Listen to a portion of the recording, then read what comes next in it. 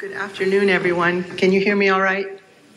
Okay, I'm actually not terribly interested in loud speaking, so if I'm not loud enough, let me know. First off, I want to thank Karen for her friendship and the incredible positive experience I've had this week. It's been wonderful to return to New Mexico, to my home state for high school. I was a transplant, excuse the pun, from California in my sophomore year. So New Mexico is an incredibly welcoming state. I still consider this my home, my first home. And I've spent a lot of my years in California back and forth for my training, but the feeling that you get when you're with the people of New Mexico is unmatched, absolutely. So I want to thank also all of the science teachers in the room today. Could you stand up? And if you teach mentors, if you're able to stand, please stand. All those who've retired too, please stand. Thank you. My science teacher, Mr. Robert Lai, is sitting over there. Would you stand up, please? I have to embarrass you. Thank you. I was one of those mastodons in the era before Karen. So we didn't have the kind of incredible support network you all have. In a dynamic leader who's so committed. We did, though, have dynamic leaders within our schools. And Mr. Law was one, Mrs. Julianne Green. I know that some of the people who are now part of the STEM-H Center, Erin and her sister, Sarah, is that correct? Yes. They both were Mr. Law's students. You can imagine the kind of impact that a true teacher has on an inquisitive student, even a non-inquisitive student. And I have to tell you that we looked forward to our science fair every year, mainly because of all the other things that we learned. It wasn't about, the nerdy science alone. Of course, we are kind of nerds, but I'll own up to that. But I would say that it was about connecting with other like-minded people and we were developing our sense of ourselves. And I can't tell you how important that was as I moved through the rest of my years in training, which were many years of training, many years of navigating the politics of science, the politics of academia, the difficulties of failed experiments, motivating my trainees who were dealing with failed experiments. So I want to talk to you a little bit about that. This afternoon, I was thinking about what is it that I really want to talk to you about for 15 minutes of our time together. And I know I'm the last thing between you all and the awards, so bear with me. I'll keep this as brief as I can. I wanted to talk about a different extension of the name of the acronym STEM, which is support, teach, elevate, and mentor. And I think any of the science teachers in this room know the extent to which they go to fulfill all of these goals for you all. What I think you may not realize, and this is a message to the students, is how much your parents do for that, how much your siblings do for that, how much everyone in your environment contributes to that in terms of compromises made. I actually was going to upload a picture of my parents from Kerala before they left the country. They left for us, for our education. They stayed here for 35, 40 years because of that. And I just have another picture recently, last week, of the two of them. We couldn't get it to upload, but they were completely dedicated to our elevation and our mentorship and our upliftment. Even when that meant my mother in her Pakka South Indian accent trying to teach me, English spelling words for the spelling bee and so on and so forth. So you have to realize how many compromises people make to bring you where you are. And so one of the things I want to really emphasize in this talk briefly is not really the science that you've learned alone, but all of the aspects of science, the things that really make you who you are as a scientist and will help you in your career and your future if you really want to dedicate yourself to this. So hopefully this will advance. Pointing it correctly? Okay. So there's some key points I want you to know about STEM. This is for the mentors, but also for all of you students who are going to become mentors if you continue in this field. First, science is an art.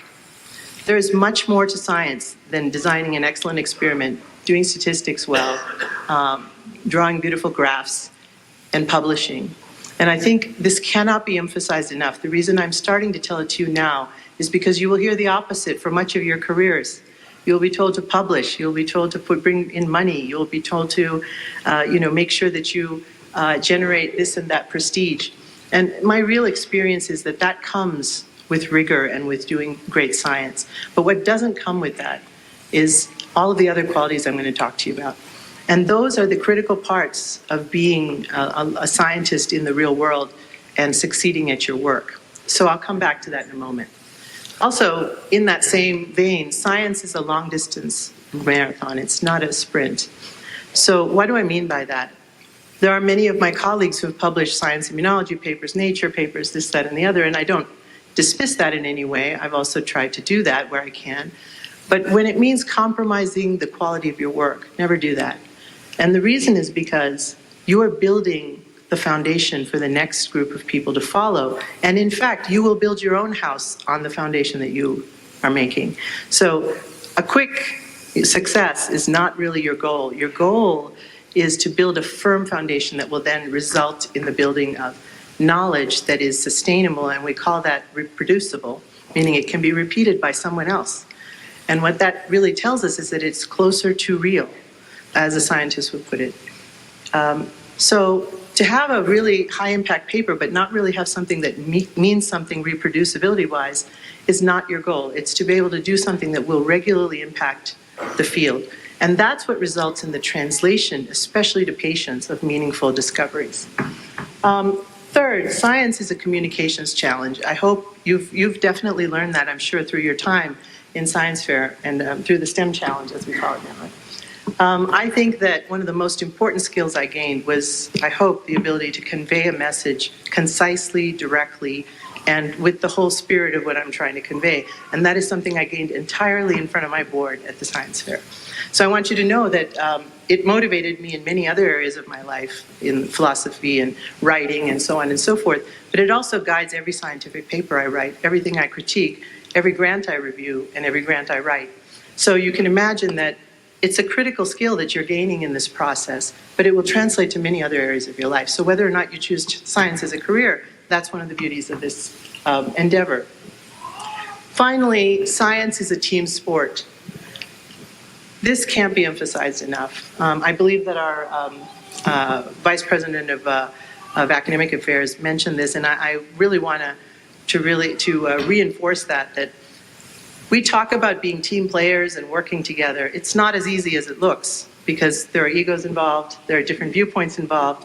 If you've ever been in a marriage, you know that that's already a challenge between two people, but when you have 10, 15, 20 people working together, they're all experts in their areas.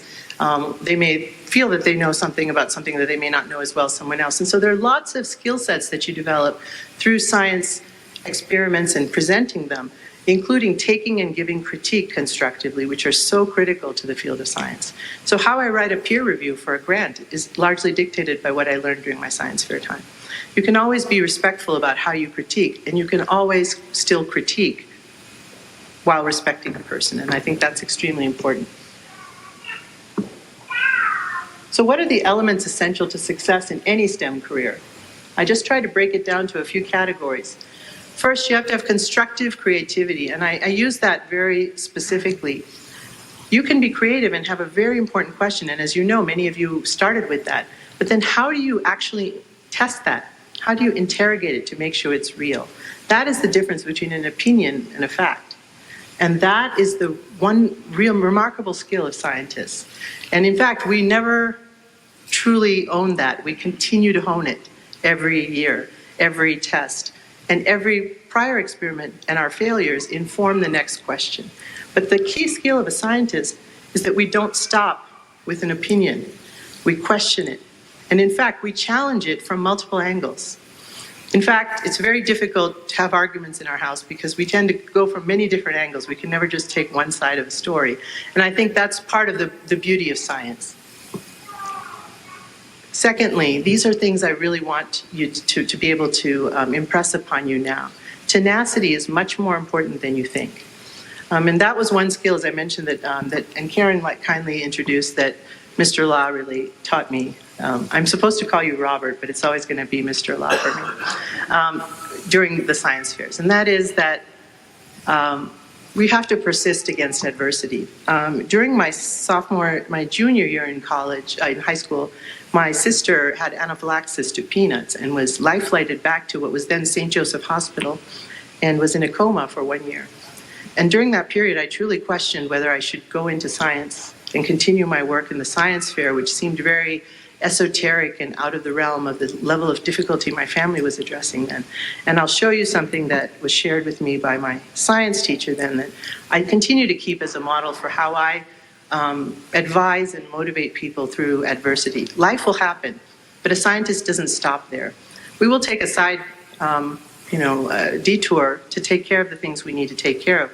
We're human and we need to be always experiencing our humanity, but we need to always think about what it is that we've been privileged to do and why we do it. And so this set me on a path of really continuing with my science project, which then in my senior year did gain me the ability to be able to move forward in a space of science that has actually directly informed where my career is now. So if I had not persisted in the face of those difficulties, I think I wouldn't be where I am. The third category is self-confidence. And I want to distinguish self-confidence between, when I speak about self-confidence, between being sure of oneself and actually being willing to be unsure of oneself. So self-confidence is actually the ability to be critical of oneself and allow others to be critical of us, with the confidence that we have the ability to find an answer to the critique. So it is not to not criticize. I think in our global and certainly national discourse, we could use some lessons in that nowadays. But the real ability is to be able to be challenged on something as a scientist and challenge ourselves before we're challenged on what we found. And that's the nature of what we call the null hypothesis in testing. And that's true whether you do any field of behavioral science, immunology, cancer biology, anything. It's very consistent across science. And remember that to persist, you have to have that self-confidence. And each of these bricks sort of builds on the next. So the next thing I want to speak about is integrity and honesty. I don't think I need to tell this group, I'm sure you're all well informed in the world of what's going on, how possible it is once you go down the slippery slope of being willing to accept something without questioning, how reality can change. And so scientists are very, very centered on interrogation and questioning, but we have to maintain our integrity and honesty even when it goes against our success. And I've had to do that in my career in at least 2 major institutions. It's not easy, but it's something you have to do because that is what then allows your science to be valid and move forward for others. They build on what you've done. So you don't report things that aren't really, truly, rigorously true. Much easier said than done. And lastly, a collaborative mindset. I put this last mainly because you really need self-confidence, tenacity, integrity to be able to collaborate well. And so many of the problems and failures of scientific efforts are because people cannot collaborate well due to one of the failures of the other. So this is why these things are so important for us to build. This is also a message for all the STEM mentors. All the things that you do to make sure that your student's science project has all of these features, and more important than the science project, your student develops these features, is critical. And we look at that regularly when hiring scientists to Regeneron. All of these features are extremely important. In fact, we routinely don't bring in wonderful scientists who are very, very adept and intelligent due to lack of really ability to manage in one of these areas, because we value team science that much. So keys to science success, again, just to summarize there. You're developing scientific knowledge. Notice I put 33%. That's only 1/3 of the game. And I've highlighted in colors that match what I just told you, what these qualities are that you've gained from your science fair experience, your STEM research challenge experience. You've learned how to learn and teach about formulating hypotheses. That's about constructive creativity, that first category. You've learned how to emphasize rigor, which is really about having self-confidence to interrogate yourself, tenacity to persist, redesign the experiment, not just take the first answer and put it out there because you have to put something on a board. Integrity and honesty, which again folds into this same concept. To report your results neutrally, not over-exuberant about what you want it to be, but what the data actually show. And I can't tell you on how many occasions we have move projects forward in immunotherapy of cancer now to be able to cure cancers through the immune system because we were able to listen to the data and not our biases. And we have also stopped programs for the same reason, which would be very hazardous for patients if we hadn't done that. Number 3, you learn and teach how to access the literature and the expertise. I'm sure all of you have looked at the literature at some level to be able to prepare your projects or your thoughts. So what is that really about? That's really about seeking guidance. So you seek guidance from your mentor. You seek guidance from those who are experts in your area. You seek guidance from people who might not be experts in your area but are very blunt and honest with you, because they sometimes are mutually exclusive. But you also seek guidance from those you don't even know who have published in the field. Those are skill sets you've gained for life. You also develop the person, and that's the 67% I mentioned earlier. In the interest of time, I won't go into all these details, but I want you to see how collaboration, tenacity, integrity, honesty all come into play, and how important it is to develop these human qualities that you've done through the presentation process. So remember that when you present, you're not presenting the culmination of your work. You're actually going forward and developing, using your research as a tool, yourself as a human and as a scientist. And that's how I view, for every one of the abstracts we've presented, every grant we've presented, everything my students have done in terms of, and my postdocs have done in terms of winning awards or grants, but how I view our process. That's all a product of this place. Okay, so I'm going to put this together into a human, hopefully, construct for you with a few funny photos. But so this is, the center of our world right now is different forms of scientific enterprise. And I want to emphasize, we do a lot of things between the bench and the bedside, the lab and the clinic. And literally, I'll see a patient in clinic and ask the question in the lab. It is a wonderful life to live, to be able to ask the question that you want to do, to be able to help a patient, and literally be able to ask it. And that is what you're being empowered to do through your STEM experience. This is me from 1986. Carrie, are you in the audience? Carrie Lopez, all right. This is straight out of our St. Pius 1986 yearbook. This is back when we were on Louisiana Boulevard. That dates me, but anyway, the date was there. So this is from, let's see, is this the pointer? This is from our yearbook. That's me in the tree. And this is in one of our debate groups. I'm sure that Carrie recognizes the teachers. So I was this, bushy-tailed, science-interested student, but with no background in research when I started the process. UNM's labs were my home when I started. And actually, the year before that, my poor mother had to deal with me in the garage tinkering with, should I say it? Go for it. I studied fecal metabolites. We'll leave it there. I don't know who's going to get dinner afterward, but we'll say she kept me in the very far corner of the house. And she was very glad. She's one of the people who celebrated the most when I left that to microbiology to deal with the microbes instead of. And here's Mr. Law from 1986. He introduced me to something then called Junior Science and Humanities Symposium, which you spoke about. Which also selected people to the London Youth Science Fortnight, which was a fortnight, as stated, 2 weeks in London, where I met similarly minded, nerdy young adults from around the world.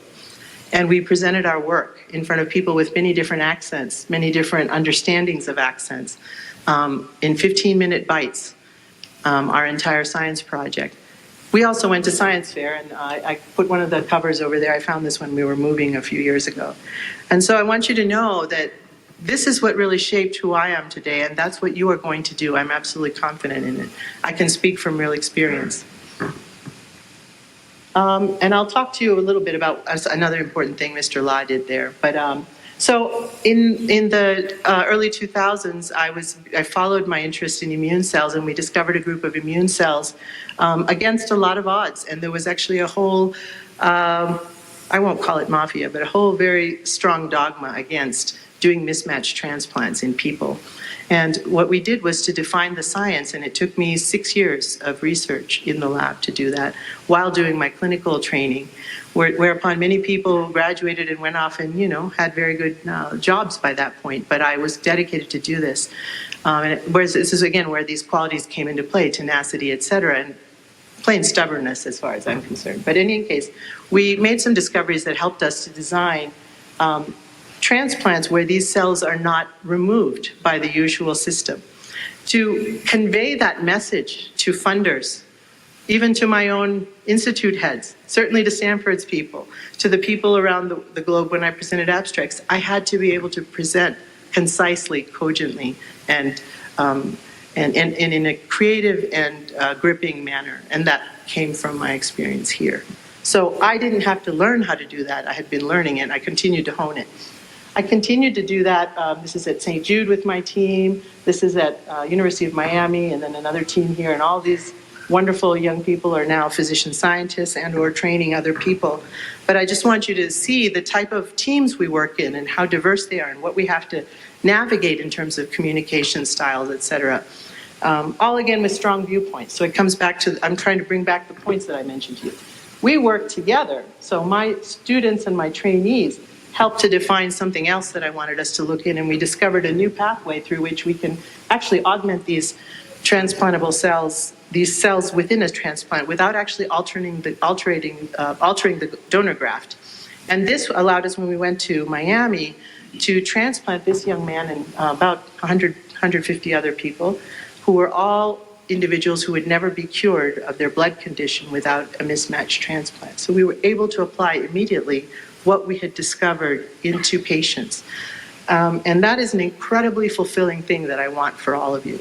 But you have to persist to get there. And you also, there's a lot of luck, as I know. But the persistence, luck never comes without persistence. So you have to remember that. This is me with this young gentleman, and he is now past college, doing graduate study, and will be hopefully coming back to medical school soon. He had actually halted his studies due to inability to function because of his underlying blood condition. So I just want you to see how the experiences from 1986 in St. Pius in New Mexico still drive what I do. Let's see if I can. I'm not as good with a pointer as I. All right, so some parting messages for the students. I think one of the most important things that Mr. La did for me was to be a friend and a mentor and supportive from behind. He never led from the front, he led from behind, much as Karen does. I think it's not an accident. The p-value is less than 0.01 that's random. So this comes from a set of skill sets that really work in terms of motivating young people to find themselves. And it's all those specific qualities that I mentioned. So he gave me a book when I was in the midst of this existential crisis about whether I should come to science fair and continue to do this or stay at home and take care of my sister. And when my sister, happy ending, she awoke from the coma, when she was able to walk and talk again, which was a year and a half later, the first thing she said is, you have to keep going. You shouldn't stop. So it's a good thing I didn't. But I didn't know that when she was unconscious in a hospital bed. And so it's about the tenacity again. So he gave me this book called Desiderata. This is his little autograph in there. And it had some important advice in very simple language. Go placidly amid the noise and haste. I continue to apply that every day now. You'll be surprised how many people who don't know what they're talking about make a lot of noise. Maybe you're not surprised. I'm always surprised by it. Beyond a wholesome discipline, be gentle with yourself. I've learned a lot in that particular lesson. Enjoy what you're doing, right? And so another parting message for you all, which I'll stop with here. Enjoy your achievements as well as your plans. Why do I say that? Not everyone's going to win an award today, but your plans are equally important. I actually work very closely, and I would have brought the persons along with people who didn't win awards at the science fair, but are some of my best colleagues, and they're outstanding scientists because they use the science fair to gain the skills that I talked about. Keep interested in your own career. However humble, it is a real possession in the changing fortunes of time. Especially when the political climate and all these other changes happen, I never forget that. I'm centered in what makes me happy, and I'm doing what makes me happy, and I hope that for all of you. So with that, I'll close, and thank you for your attention. And here's the book. I actually brought it with me.